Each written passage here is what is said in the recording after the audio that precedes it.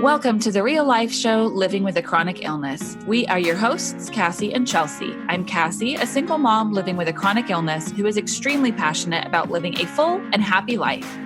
And I'm Chelsea. I have a passion for helping people to put themselves first and to be the best version of themselves each and every day. We came together to create the Spoonie Hub, an uplifting community that offers resources, guidance, support, and offers you the space to be yourself, be heard, and feel understood. We hope that by providing tips and tricks from experts, we help people with chronic conditions to thrive and live the lives they've dreamed of. This show is not only for those who live with a chronic illness or disability, but their friends, family, spouses, and just anyone else existing on the earth. Our goal is to normalize having a chronic condition by sharing real stories with real people and to show the world how relatable those everyday struggles can be. There's a little something in here for everyone. And a special shout out to our community at the Spoonie Hub. Thanks to your contributions, we are able to provide flexible work opportunities for Spoonies, donate to our nonprofit to help provide wellness treatments for those who need it, and be able to transcribe our podcast to make it more accessible for all. To learn more, visit our show notes. Enjoy the show. Good day, everybody. Welcome to the real life show, Living with a Chronic Illness. Today, we are super duper excited to finally talk to Zahara Jade. Zahara is a somatic therapist and awakening coach with a master's in clinical psychology, a certified life purpose coach and certified life coach, a certified bodywork practitioner, a certified regression therapist, and a certified Diksha giver. After she spent the first 25 years of her life healing a rare autoimmune disease by healing the root of deeper trauma, she made her life's mission to help others. She spent the better part of a decade living in the Far East, studying somatic therapy and training in alternative healing modalities. The Truth Catalyst is the culmination of this training, 20 years of experience in combination with the unprecedented proof that trauma is held in the body and leads to too many negative outcomes like chronic illness, chronic pain, addiction, mental illness, general life difficulties, and maladaptation.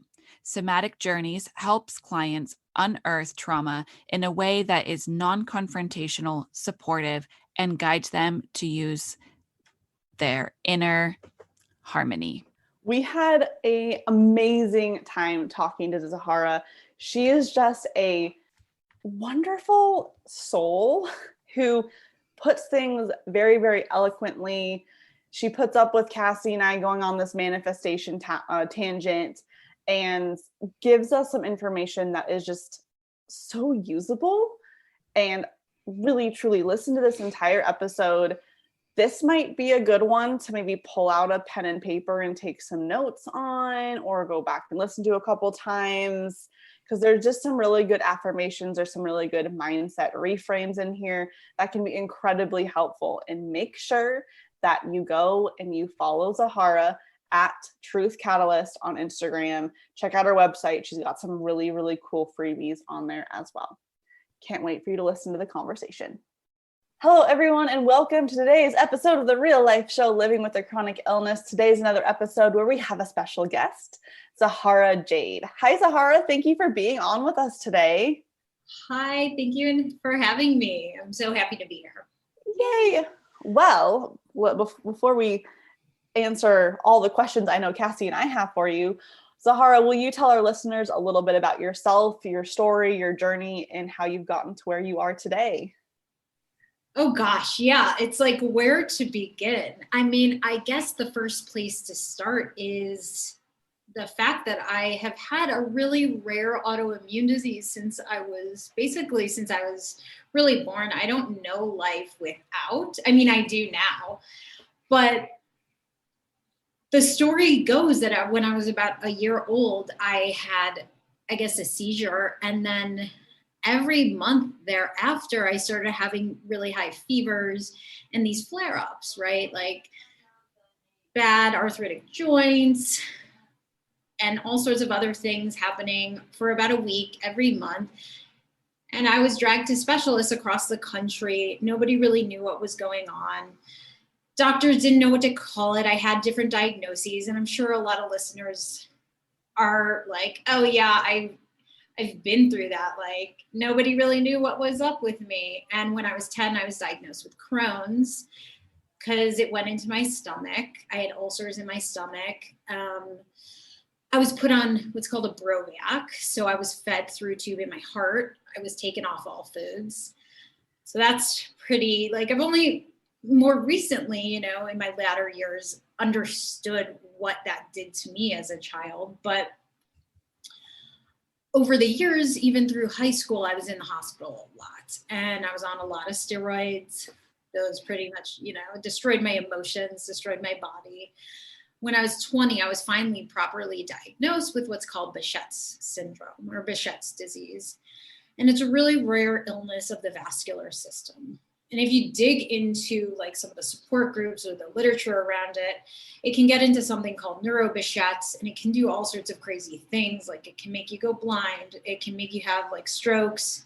It can really like make your life a living hell. It already had for a big part of my life. Like I was having flare-ups almost every month, really high fevers, ulcers in places you wouldn't want to talk about really, like, and we won't, you know, but in my mouth, in my eyes, in my nose. People have them on their skin everywhere. It was painful to walk sometimes. I went straight from college to graduate school. I got into a PhD program. So my plan was to become a clinical psychologist. And I worked, you know, I was working like 60 plus hours a week, seeing clients, seeing patients, doing my schoolwork, doing research, teaching. So by the time I defended my master's thesis, I had already started my dissertation work at the Cleveland Clinic, and I was fully burnt out. And I had a really, really big flare up right before I defended. And I couldn't even leave my house to like get groceries. And I knew I needed to do something. I took a leave of absence. I never went back. So that's why I'm not licensed as a therapist. I just like needed to get my life in order and my body in order. It took me a couple more years to like really step out of the Western medical paradigm, because for me, that's all I knew. My parents, my dad's an orthopedic surgeon. My mom was very traditional in what she believed was the right way to treat illness. And so I was heavy into it. I had tried all of the medications, tried all of the experimental medications, because literally until this year, there was no FDA approved medication for Behçet's disease. It's so rare, right? Like with all the experiments they have to do, all the research they have to do. So I finally, at the age of 25, this was like 15, 16 years ago, I found a referral to somebody who I was told heals cancer patients in my hometown. And back then in Cleveland, Ohio, spiritual healing and alternative methods were not very popular at all. Nobody really did these things. It's not like it is today, like, oh, you have a crystal, great, you know, but I went to see this woman and she didn't talk about what she did. She didn't call it anything, but essentially she was a therapist. She was a body worker. She was a somatic therapist. And as I worked with her, within a month, I started feeling better. Within 6 months, my disease stopped flaring. And within a year, I was in remission. Oh my gosh. Wow. It was really, truly a miracle. I had never been healthy in my entire life, ever. I didn't know what it meant to be healthy or what it felt like to feel health. And for the first time ever, I experienced that. Now, it wasn't just working with her. She asked me and required me to make a lot of changes in my life. I had to start changing the way I exercise. Like I was lifting weights and running. I had to start doing yoga, right? I started doing Pilates. I started seeing an acupuncturist. Nobody had taught me or told me that sugar was an inflammatory causing food. No doctor had ever mentioned that or asked me what I ate, ever. It's like, right, common sense to talk about these things. But also, nobody had ever worked with me around the chronic stress in my body, not only the current chronic stress, like the trauma I was putting myself in every single day in stressful situations in my life, but the chronic trauma that was sitting in my body. And that's really what helped me heal, was to get to the bottom of that and to heal that, like somatically and therapeutically. And that's ultimately what healed me and kept me in remission for over 10 years. That's incredible. My mind is like swirling with all the things I want to talk to you about. I think the first question, just for anyone who's listening who's maybe not familiar with somatic therapy, can you define somatic and somatic therapy and like kind of what that means for anyone that doesn't know? So it's really simple. Somatic simply means the connection. It's like between the mind and the body. And there are different lineages of somatic work.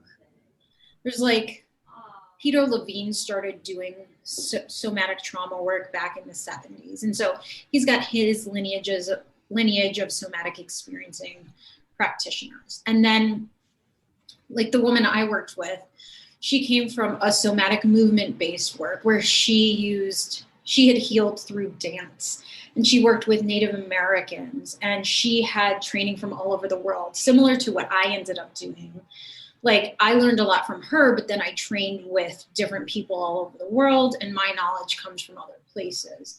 And the work I do is informed by other things as well, including my clinical psychology background, but also some other practices and therapies like voice dialogue work and things like that. So everybody practices somatic work differently, but the main component is to get to the pain and trauma held in the body rather than working with just the mind. Because what happens is in the moment that trauma occurs, an experience that's so overwhelming for a person that literally there's a biological reaction that occurs in the nervous system that kicks off a fight or flight response. And if that continues, it can create chronic stress in the body that leads to inflammation.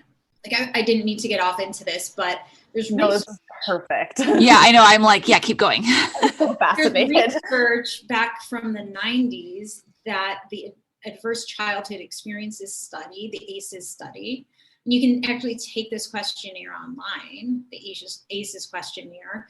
If you were exposed to an adverse childhood experience, the more ACEs that you have, the higher your score, the more likelihood that in the long term, you will have a negative outcome in life.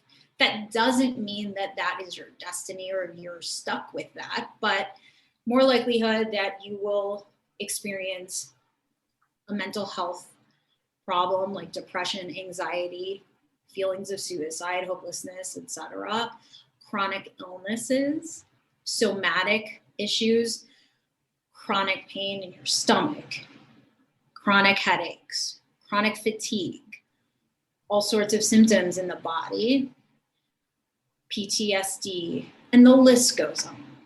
Mm-hmm. So, what's interesting is the ACEs experiences are very extreme types of trauma, but then there are other types. So there's apparent traumas, and then there are like less apparent, less obvious traumas. And even though they don't talk about this in the study, it is my hunch and my sense that people who experience less apparent traumas or collective traumas, and that's something I've been talking about more recently, that chronically experiencing trauma over a lifetime can add up and sort of accumulate this stress in the body. People who have chronic illness and they're like, well, nobody in my family does. I don't know why I do. It most likely leads back to chronic trauma. So the verbiage I've used with trauma is like big T trauma, which are like the big, scary, terrifying events, and like little T trauma, which ends up being kind of your more like day-to-day things that you don't really realize have a big impact on you, but they can. So what I'm hearing from you is that it's the accumulation of even these little T's traumas, these smaller experiences that just over time build up and build up and build up and build up and build up that can lead to these experiences of health problems. Yeah. And what you have to realize, what we have to understand is that when we as adults look back on an experience that we may have had as a child, we maybe think, that wasn't a big deal. Like, why would I have reacted in a certain way to that? But trauma is not only like the experience itself, but it's your perception at the time, it's your age at the time. So like an experience can really affect a child and a baby far more than it affects an adult. So like you're sitting there at school waiting to be picked up, your parent forgets about you. It's like a slip of the mind. They're super busy with work. They don't think about it. And really, when they finally remember, it's still not a big deal to them. But for you as a child, as like a 5-year-old, this experience where you're left outside for like 2 hours waiting for your parent to pick you up when everybody else has been picked up, this gets integrated into your self identity and like sticks with you, and then gets carried on. Like maybe you're made fun of because of it, things like this. So it can really harm you in the long run, right? It's something that's not a big deal to the parent, but is to the child. Or like loud noises wouldn't affect a parent, but can really affect a child. It can like literally shake their entire nervous system. Mm-hmm. Yeah, I think that's really important that you shared that. Depending on the age, their experience of it is going to have such a different impact. Because, and even like the loud noises thing, I mean, like my son went to a basketball game on a school field trip. I don't remember what grade he was in right now. I want to say maybe like 3rd grade. And I was like, I picked him up and I was like, how was it? Did you have fun at the basketball game, the college basketball game? And he was just like, no, it was so loud. And everyone kept standing up and, getting excited and screaming and yelling, and popcorn was going everywhere. And it was really interesting because I was like, oh, most kids would be like, yeah, that was great. But he was like almost teary and just like, I had the worst day. And it definitely made me kind of think, oh, okay, that's, overstimulating for him. That was too much. And, made me want to be aware of like, and I think I even told him, as you get older, I'm like, concerts may not be your thing. You might just be one that decides that that's like those big, large, crowded gatherings, loud like that might not be, your thing or something that you enjoy. But it's true that for him, that 2 hours could have been just like, awful. And you can't leave because you're on a school field trip and all the other kids are like freaking out too. And I think it's important to recognize that even us as adults might be like, it's not a big deal, it's fine. For that age, they're having a totally different experience. So I'm really glad that you mentioned that. I think as parents, we need to probably like try and step into those shoes as much as we can, of just realizing like what we're experiencing now has years and years of processing or emotional development. Most of us, some of us may not have, had that emotional development, but we do have to like kind of remind ourselves that with children in the younger generation, they're still processing, they're still working through all of that. And yes, what we would call, quote, small things can have a big impact. And I think that's true for everybody. Everyone's going to experience things differently. And even if someone that's the exact same age of you that had a very similar upbringing, you'd think that they'd have the same level of emotional development or coping mechanisms, you're not gonna react to things in the exact same way. Mm-hmm. Right. And so when we're talking about the difference in age, this is why things that happen to kids when they've been through an illness, especially a chronic illness, right? So if you've been in the hospital for long periods of time, you've likely experienced medical trauma, right? You're confined. If you've been under anesthesia as a child, you've lived through trauma.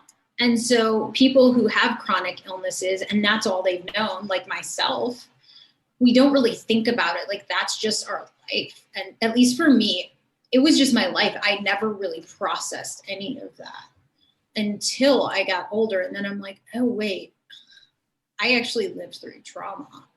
I didn't understand it to be that. Yeah. Mm-hmm. So it's important for people to realize that there's stuff in your body, not just the illness, but other layers of things and Mm-hmm. emotions somewhere in there that you may not even remember. Yeah. And I mean, on that same kind of like side, all the people who've grown up with a chronically ill or disabled parent, they're, as children, experiencing, I think, a form of trauma, watching people that they love going through things as well. I think that's, I grew up with a chronically ill parent, and she didn't really get ill until I was about 16. So I was even like, I would say, more brain developed than being 10 or 8 or something. But there was a huge process that I had to go through, like with therapy in my adult years and in my 20s, about like, I refused to acknowledge having any kind of trauma or traumatic results from her illness, because I loved her so much that I was like, no, she never had any kind of quote negative impact on my life. And I wasn't resentful to anything. I didn't want to like hurt her by me having to go through trauma, as with growing up. And so I had to definitely like work through some therapy where it's like, it doesn't, mean that she did anything wrong, or there's any blame or guilt, or that I loved her less, by kind of accepting and admitting that there were some instances that were very traumatic. And so I think that people out there listening, who maybe you have parents that are chronically ill or disabled, that it's not taking away from them to sort of accept or admit or look into if you are experiencing trauma. Would you say that's accurate-ish? Yeah. And whether it's that or just the experience all of us are having right now living through the pandemic. Yes.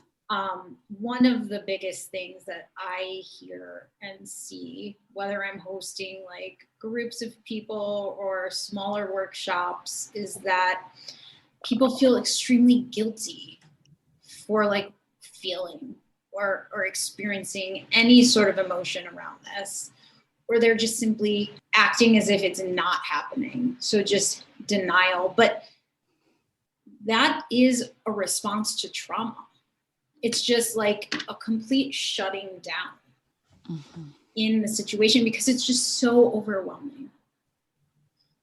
So the response is guilt, or the response is just, I can't handle this. I don't know what to make of this. I'm just gonna act like it's not happening. Mm-hmm. But these are normal responses, especially given what we're all facing right now, for example, because the reality is quite terrifying if you actually look at it for what it is. Well, a little bit. I know I've gone down some scary rabbit holes that I know Cassie has as well. We talk about them all the time. I deleted the Facebook app on my phone because I just kept going places that did not end well for my mental health. And so I was like, well, we're just not going to do this anymore. So yeah, there is a lot of scary stuff happening. I mean, I feel like there's always scary stuff happening in the world, but I think right now it's a little bit more elevated than it has been, at least in the past few years. Yeah. Yeah. And what happens during collective trauma, so like we're all tapped into this collective consciousness or collective net that we, on like a very subtle or subconscious level, we're feeling indirectly what everybody else is feeling. And what happens is our stuff gets kind of brought to the surface. So more and more people are just, not only that, like more and more people are feeling their own stuff, but then we're isolated. Mm-hmm. We're alone.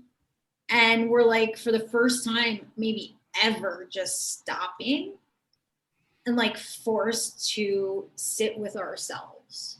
And a lot of people aren't very adept at doing that. So they're like, wait, I don't feel okay, because maybe they've never felt okay. Really, they've just like hidden in doing, right? Mm-hmm. Mm-hmm. So for any of our listeners out there that are struggling with this, of having to slow down, having to face their feelings, face what's in front of them, and maybe they don't have access to a therapist or someone to help them through this on a professional level. What can they do? What can people do to help process the trauma going on and just get to a healthier place mentally, physically, and emotionally? Well, I have actually, because so many people are experiencing this, I put together like 5 free resources for people to use on my Perfect. website. One of them is like a workshop that I hosted. So I've just put that video in there for free. But if they go to my website, they can have access to all of those. And they're like 4 guides and a workshop they can take for free, because I just felt like people need this right now, right? Mm-hmm.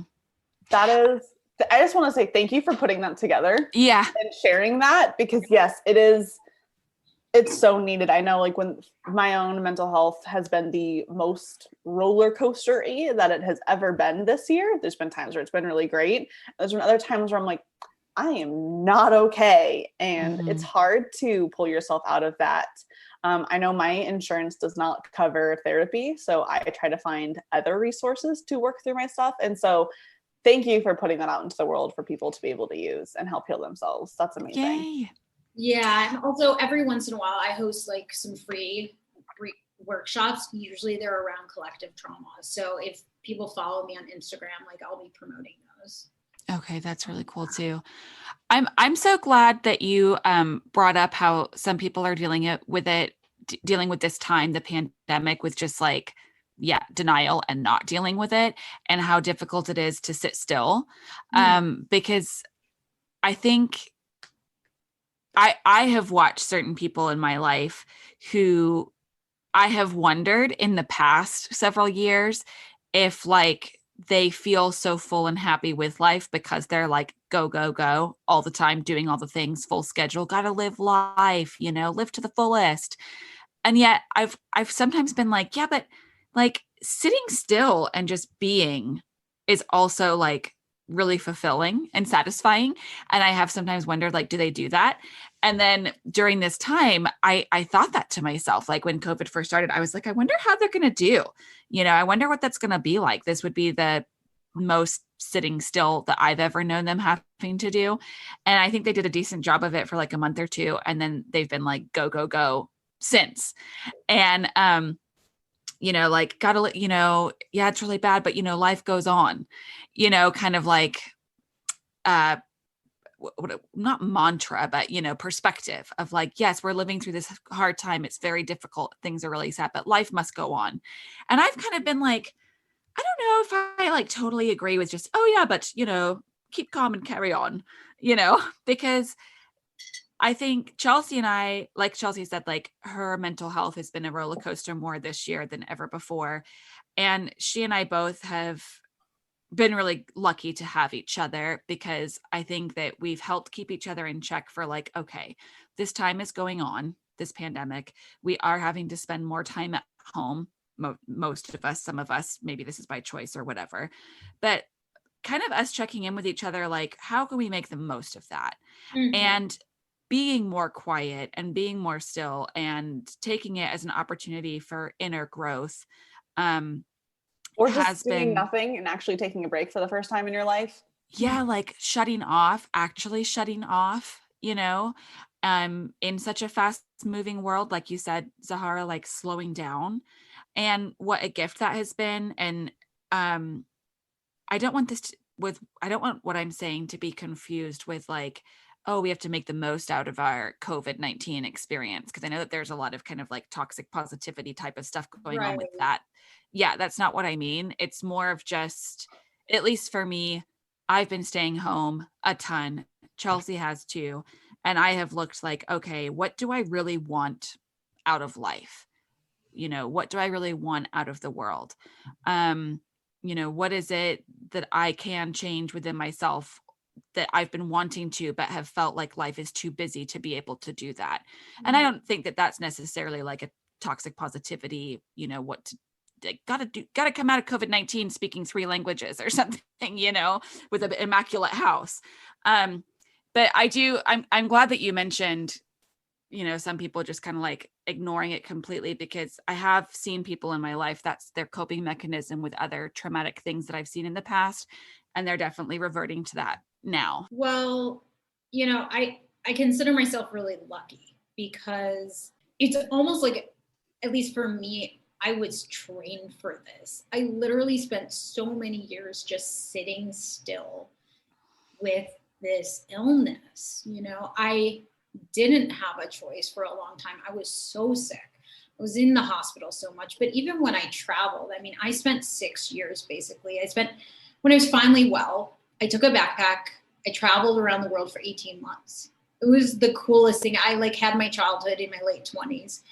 That's a weird thing, but also awesome. I literally learned how to make friends in my late 20s, basically. I mean, I had friends earlier, but it was a different kind of experience. And then I lived for the first time throughout Asia, as an expat. And still, I wasn't that traveler who checked boxes, who went all the places. I went to 12 different countries in those years, but not like a crazy person. I spent several months at a time in each place, and then a couple years in Thailand at the end, just living in one place. I was never a traveler who needed to go. I was much happier just sitting still. And for me, at least, this time, I mean, I consider myself high risk. So I'm not trying to get this disease. I've already lived a life with a chronic illness. I'm trying to stay healthy, and I read about the long-term effects of COVID. No, thanks. I'm not trying to heal again, So that's just my perspective on this. But I look at this as if it's a great time, to just sit and be. And we have all the things we could ever possibly want and need. I'm not in an ashram, silent, right? This is sort of like an in-between. And for me, I don't feel like I'm sacrificing anything at all. And I also don't look at it in that view of well, how can I be the best me by the end of this? It's not like that. It's just an opportunity to sit and be and do the things that I do as well as I can do them, but without any pressure. It's just let's all make it out of this healthy and well, right? Yeah. I mean, that is the ultimate goal. And just being, one kind of longs for it sometimes, I think, in such a fast moving, busy world. I know that when I was growing up, so my mom was an acupuncturist. And so I grew up in that alternative health world. That was my childhood. And I remember, her grabbing me and making me come sit outside on the rocking chairs. And she'd be like, darling, just watch the clouds go by. She's British. I'm British. But we would just sit there and, and it would just be quiet. And it was just watch the clouds go by. That is your only intent. And you talking about that, Zahara, that's why it popped into my mind, because I'm like, actually, even this entire 9 months of pandemic, I haven't sat and watched the clouds go by once. And so with you saying it's a time to just be and be still and be quiet, I still haven't even just done that. I have read a lot of books, which for me has been nice for just being quiet. That's something I did never take time for. But it is a time for that. And I agree. I haven't really felt like I've been sacrificing either. Same, Chelsea, right? I mean, yeah. Maybe it's because I didn't have what quote unquote people call a life. I'm using really big air quotes for everyone listening to this. It's not watching the video. I mean, my life was very much, I went to work and I came home. I am at my core an introvert. And so not seeing a bunch of people all the time is really okay with me. I really love spending time with my fiance and my dogs. I like talking to Cassie. I like texting friends and sending them Snapchats, all of which have been things that I've been able to do. And I'm actually, as we're recording this, I'm almost done with finishing my 2 weeks of quarantining after my family got exposed to COVID. And so we're healthy, we good. But I've been at home for 2 weeks, and the only thing I miss is going and like getting coffee someplace through a drive-through. That is honestly the thing that I'm like, all right, when I'm free in 2 days, I'm stopping at my favorite local coffee shop and getting a coffee in the drive-through. That's the only thing that I miss. Mm-hmm. Yeah. When we were in lockdown in the beginning, that's actually also what I missed. And when I got to go get like a coffee, and I was trying to get all the local places, like pick up food from the local places, because I really wanted to like support local. But that was the same thing. I went through the drive-thru and got a tea, and I was just like, this is like the most normal I have felt. That's all I wanted. Yeah. So yeah, I'm so glad that you're talking about how people might be coping to get through this time with the pandemic. I think that for years, I mean, like my son and I were on a walk last night. He's 12. And so we were walking the dogs yesterday, and we were joking about how he was playing a bunch of video games the other day. And I was joking with him. I was like, your kids are going to be at school one day, and they're going to ask you, Dad, what was it like being a middle schooler through a pandemic? And I was like, you're going to tell them how good you were at casino heists with video games.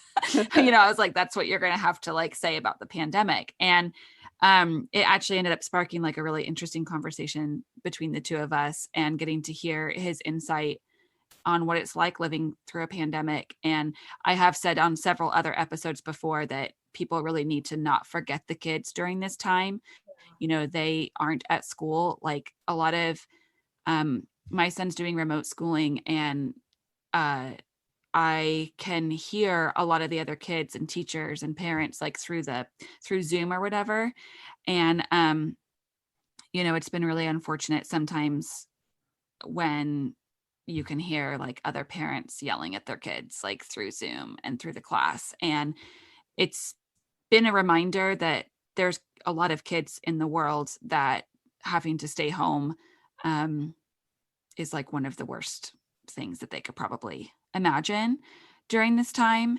And so I've been really passionate about just spreading awareness that like we need to not forget that the kids are experiencing this time too. This whole year, this pandemic is going to leave an imprint, So especially with you referring to, well, everything that you've been discussing so far, the big trauma, big T, like Chelsea said, or the collective trauma with little t, I think that it's important to have resources and awareness, for the younger generations too, in the future from this time. So that was a little depressing. I'm sorry. It's stuff like it's very real. A life show, and this is something that's going on, and this is something that's going to be impacting our world for a really long time. I think even if there was some miracle cure that came out tomorrow, everything that has happened, the ripple effect of all the events of this year are going to impact our world for a very long time. Mm-hmm. So I think it's good that we're talking about this and sharing resources that Zahara, you created to be able to help people through this. Hey everyone, I know you're enjoying this episode of the Real Life Show, Living with a Chronic Illness, but we're going to pause for a moment because I want to tell you about our most recent offering to help you live your best life.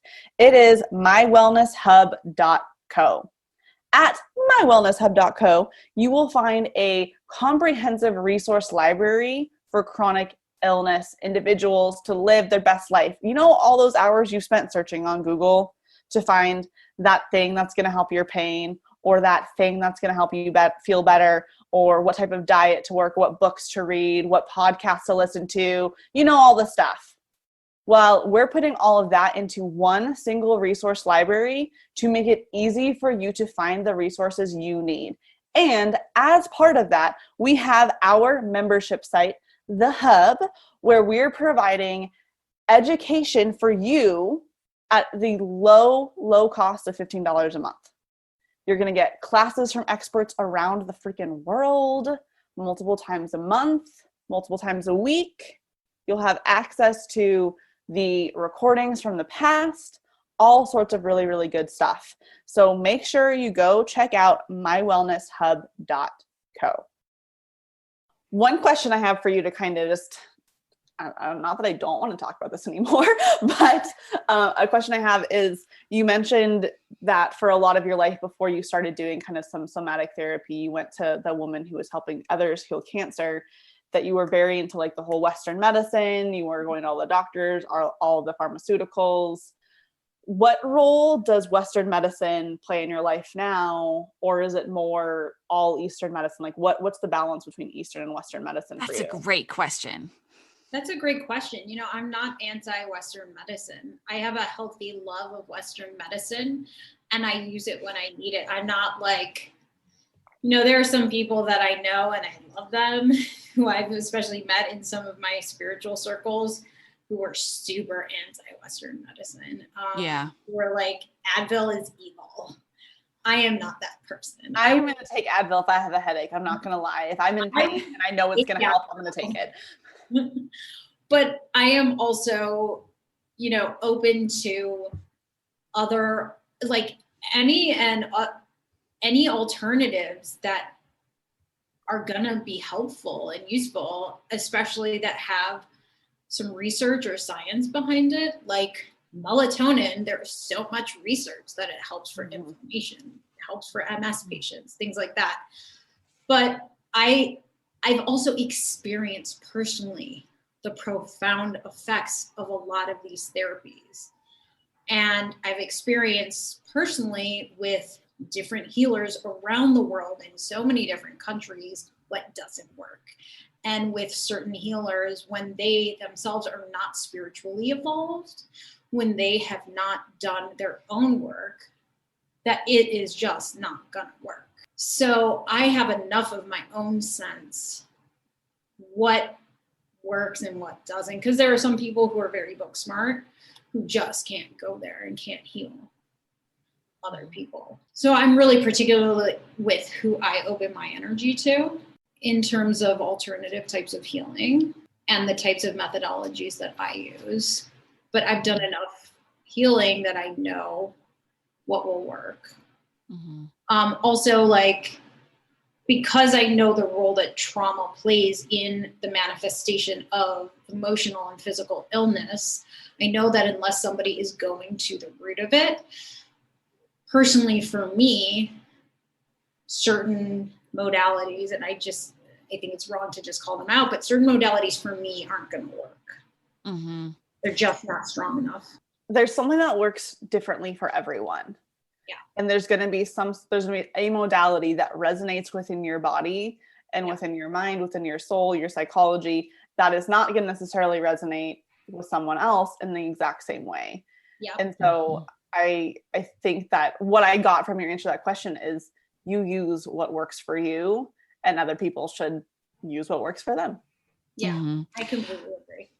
Well, and I also, to add on to that too, like with you saying that unless people are, you know, kind of like getting to that root cause with what you know about trauma, that essentially something just may not work for you. I think that's an important thing for people to hear, because dealing with the root stuff is really freaking hard work. You know, like getting to that, like, yeah, the real trauma, the root cause. And I think if you are looking to work with someone who's experienced in trauma and the effects it has with chronic illness, disability, etc., chronic disease, to make the most of it, like be ready to do hard work.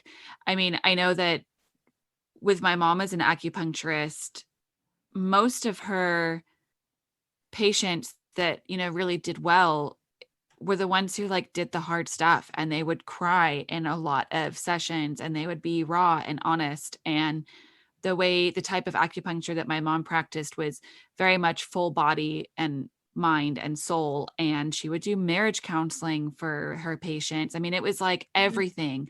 Mm-hmm. And so growing up, I was watching, I definitely watched, and saw truth in that all disease stems from the heart, and not meaning Western medicine, the heart, but meaning, you know, emotions, trauma, your soul, like your spirit, everything. Yeah. And it's been very interesting as someone, I have Crohn's disease. Okay. Yeah. And so it has been interesting. I would say in the last 6 months to a year, I've been working with a lady who does body work, who Chelsea's had a session with, and she's actually one of my mom's students. My mom passed away, and her student, she is very much like my mom in her practices. Like, she would ask challenging questions to me, and she would pose challenging things, and I can still feel myself putting up that barrier. And I have definitely had moments like trying to go back and check, like, okay, wait, is part of why I'm not feeling better because I'm not dealing with maybe this root cause stuff? I'm like in denial about it. I'm like, no, I'm fine. I've been in therapy. Everything's good. Mhm. And so I just think I'm really glad that you said that for you, to be able to open up yourself and your energy to someone to help you, they've got to, like, obviously you have to have that intuition, that trust between each other, that that you're safe, so that you can truly open up and get to that real bottom layer root cause stuff. And that's the hard stuff. That's the really hard work. No, yeah, I think that one of the biggest blocks people have to healing is that they're, like I was for so many years, they are just very comfortable where they are in their suffering. I was attached to my identity as a chronically sick girl. It was my story, it was my identity. And it was comfortable for me. Like, the disease was like a friend to me. And I wasn't ready to let go of it. I didn't know that I could. I didn't believe that I could, but until I was ready to say, I am suffering so badly, I'm at my rock bottom, I can't do this anymore, I need something else, and like give that all over. Once I was ready to do that and say, like, I will do anything, I like stepped out of my own way, because we get in our own way. We make up excuses. It's too expensive. It's just, it's not the right, it's not going to work. I'm fine. I'm too busy. I'm whatever. Yeah. No, that's not the right thing. Like, it's a disease. It has no connection to anything else. There's a pill that can fix it. That's interesting. So by the time this episode comes out, our manifestation episode will have already released. But we actually, in the timeline of recorded it like a week ago. Okay. And so, Zahara, I would love to hear your opinion on this. I was going to ask the same thing, It was Chelsea. a debate that Cassie and I have internally and out loud with each other, because we both believe in the law of attraction, manifestation, that your thoughts can have a huge impact on your reality. But when it comes to health, sometimes that it's can a touchy subject. Yeah, and it can turn really toxic really quickly. But just kind of what you were saying of how you had to get out of your own way, you had to change your identity, you had to change the way you were thinking about yourself. That kind of made me flash back to that conversation. It did for me too. So I would love to hear your thoughts on what your experience with that, what your thoughts are on that. Also, just to add in, like, speaking of law of attraction and manifestation, it is hilarious to me, and yet not so hilarious and totally divine, that Chelsea, that we ended up magically having this conversation, recording an episode about it a week ago, deciding we started talking, and then we were like, let's just start recording and see what happens. And then we were like, yeah, this is a great episode. And then we had another podcast interview afterwards that this conversation totally came up.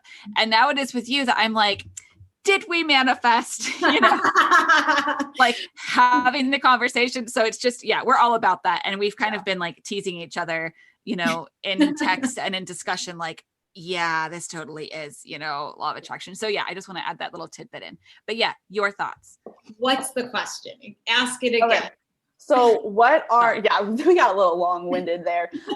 What are your thoughts, feelings, beliefs, opinions on the role your thoughts play in your health, The role of like the law of attraction can play in manifesting. Like, can you manifest getting rid of your illness? And like, if that means if you can manifest your health, do you manifest your disease? Is your thoughts your fault for being so sick? No, I don't believe you manifest your disease. Cool. We're making interested faces for those who can't see us. Yeah, no, that doesn't happen. I believe that your thoughts can influence how you behave in your life. Okay, so that's good. Right? That's really good. That's like what we were saying with our last guest too. Or because by the way you think, you might have distorted thinking, cognitive distortions about the way you perceive your life. So if you believe that life is all bad, you believe your body is fractured and unable to heal, you will prevent yourself from taking certain steps, from looking for other resources for healing, things like this, right? Mm-hmm. So at some point, starting to shift your thinking can start to change your actual like neurobiology, which can start to change the movements you take in your life, which can start to get a feedback loop, right? So that's why in my collective healing series, I have an affirmations guide. Because affirmations, we give self-affirmations every day, but sometimes they're negative. Mm-hmm. Like, I'm sick. I'm never gonna get better. I'll always be this way, right? They're negative. But if you can literally every day say something that's completely different, like, I am excited to heal my life. I'm so happy for the day that for when I'm healthy. You want them to be like positive, but also present tense. Like, you don't want to say I am healed if you're not healed, because you're not going to believe it, for example. So it's sort of like manifesting, right? Affirmations are kind of the same thing, but you want to state affirmations every day that you can start work towards the goal you want to achieve. Mm-hmm. And when you say them every day, they will start to change the way you think. And by changing the way you think, you can start, you will find yourself taking actions in your life that will then, like, you know, in The Secret, they call it law of attraction. It's not that woo-woo. You actually find yourself doing things to start to bring that into your life. Mm-hmm. I love that. That was a great answer. I think you put that very eloquently. And I think that was the final, final place that we got to on this episode was it's not so much that you're manifesting your illness, that it's your fault, and that you are manifesting your health, but you get to choose how you're viewing yourself, how you're viewing your life, and then that will then help you take action or not take action towards your thoughts have a ripple effect. And can change your behaviors. And that's kind of, we had another guest that we ended up getting on this topic as well. And that's kind of the same thing that we discussed with him too. But you put it really eloquently. Yeah. And I also particularly love the affirmation of I am excited for the day that I feel healthy. Yeah. Because there's been several affirmations about health that, don't resonate because I don't believe it right now, of like, I am healed. Like you said, you're saying it, but your mind frequency isn't there. Right. And so we had another gal on, Emily Brandt, and she said that one way kind of like around that belief is saying, I'm choosing to believe I will heal, or I'm choosing to believe. And that helped me wrap my mind around it. But as far as still that present thing of the I am affirmations, I really like that I am excited for the day that I feel healthy. Another one is I take action every day to heal myself. Mm-hmm. That's good. Right. That's really good. Yeah. Because like we were talking on this episode about how Chelsea's mantra has been, my body takes care. What is it, Chelsea? My body takes care of me. My body always takes care of me. Yeah. And then it was interesting because she has had this COVID exposure. And she's like, but I've been doing my mantra. And as she was talking about it on this manifesting episode, it ended up being that I was like, actually, I think that your mantra is working because you have no symptoms. And so your body is totally taking care of you. And it was a great discussion. And so I really love how you put all of that. And I do like that too. I take action every day. Just stepping back for a moment. So like, I do know some people who haven't been able to get out of the cycle of their chronic illness because of their mindset.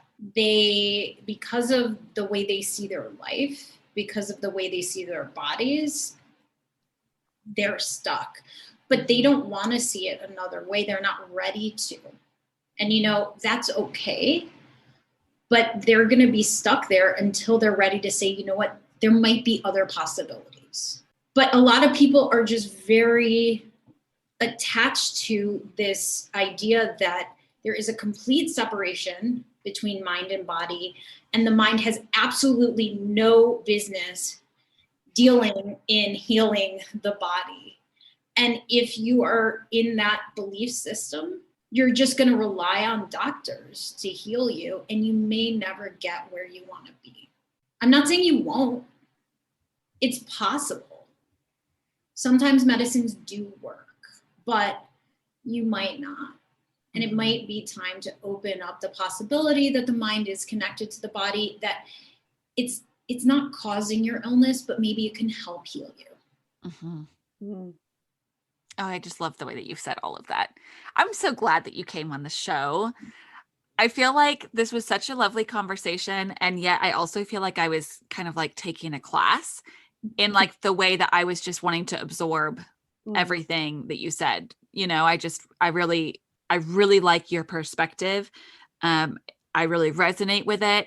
I can't wait to check out more on your website, and especially the freebies you've put out for coping during this time. Thank you so much. This was wonderful for me. Yeah. Well, where can people find you on the internet? Because I'm sure they're going to want to go follow you and connect with you and all the things. Well, Instagram, it's Truth Catalyst. And on my website, it's thetruthcatalyst.com. And those will be linked in the show notes, so you can just swipe or whatever you do on whatever listening platform you're on. They're all different, but go to the show notes and click on the links directly. This has been so much fun. Mm-hmm. I feel like I could talk to you all day long. I know. Mm-hmm. Well, let's set it up. Yeah. Yay, we'll have you back on. Thank you so much, ladies. Thank you. Really appreciate it. Thanks for listening. If you love this podcast and want to show your support, please leave a review, share the podcast with others, or join us in the Spoonie Hub. If you'd like to connect with Cassie and I, you can find us on Instagram @TheRealSpooniesUnite or on our website, mywellnesshub.co, where you can find all sorts of resources and you can find the Spoonie Hub. Talk to you soon.